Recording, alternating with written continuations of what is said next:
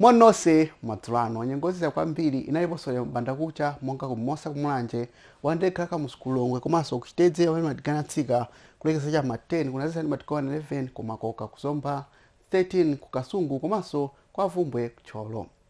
kuzizira usiku uno kwasoka kwa mphepo madambiri ndipo mawa uzaja kwa dzuwa madeo chuluka ndipo ingautso amene zapitaso panafika yo kumasana mweso kuzafunde madeo chulukirapo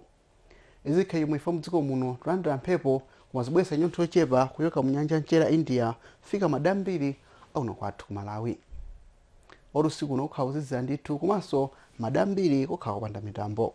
mawa kuzazizira ndi matikona 13 ku Blantyre kuzomba kumulanje komanso ku Phalombe 12 kunzuzu komanso kulumpi kuzazira poserapo madambiri aikacha pakati munga kulongwe kunchinji kukasungu komanso kudowa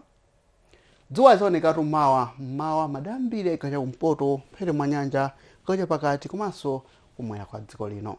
ndikafika kumasana kuzafunda pang'ono ndi matikona 25 kunzuzu komanso kulumpi 27 ku Blantyre kuzomba ndi kumulanje kuzatentha ndi matikona 30 madambiri amphete mwa nyanja kuzatentha poserapo kwa mkapu ndi kunsanje madikona 31